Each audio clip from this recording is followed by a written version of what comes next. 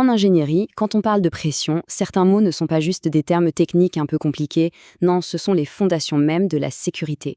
Chaque terme a un poids, une signification bien précise qui fait toute la différence entre un système qui fonctionne parfaitement et un accident potentiel. Voilà la question qui est vraiment au cœur de tout ça.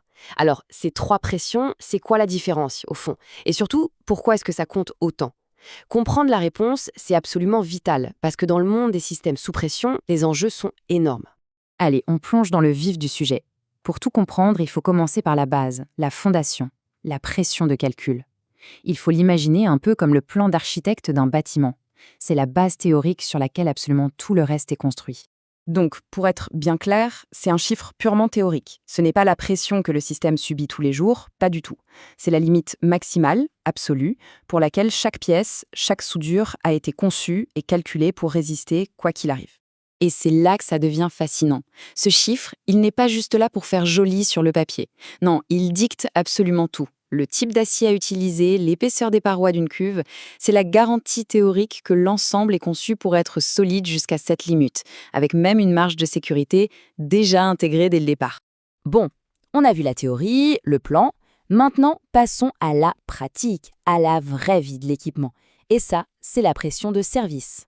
En gros, c'est la pression qu'on lirait sur le manomètre pendant une journée de production tout à fait normale. C'est son rythme de croisière, si on veut. C'est la charge de travail réelle et quotidienne de l'équipement. Et le point crucial ici, c'est que cette pression, elle n'est jamais complètement stable. Elle fluctue, elle bouge, c'est normal. Mais, et c'est un grand mais, la règle d'or, la règle absolue, c'est qu'elle doit toujours rester bien en dessous de la limite de calcul. La surveillance de cette pression au quotidien, c'est le vrai cœur de la sécurité. Et enfin, pour compléter notre trio, on a la pression d'épreuve. On pourrait dire que c'est le crash test. C'est l'examen final qui vient prouver que la théorie et la fabrication sont bien alignées et que le système est prêt à fonctionner sans danger.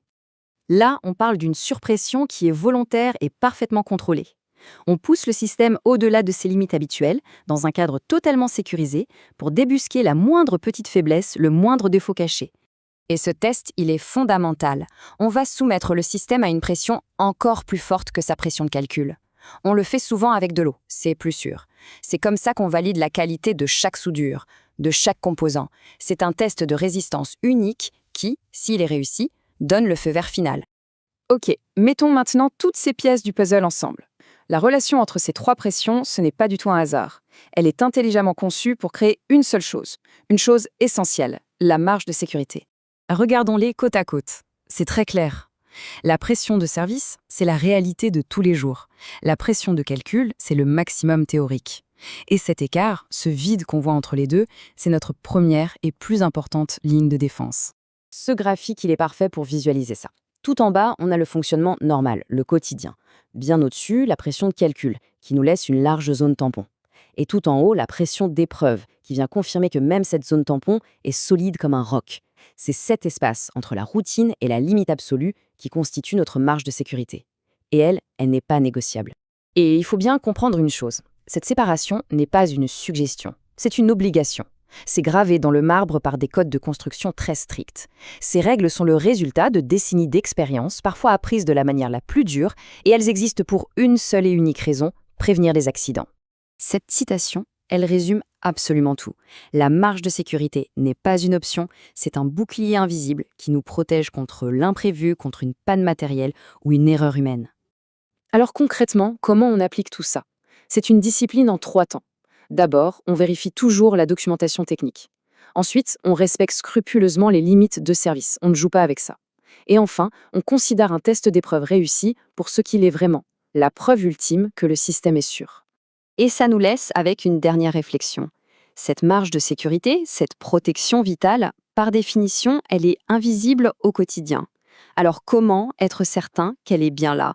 Eh bien, la seule réponse, c'est la rigueur, c'est la connaissance de ces principes et une vigilance de tous les instants. C'est la responsabilité de chaque personne qui s'approche de ces systèmes.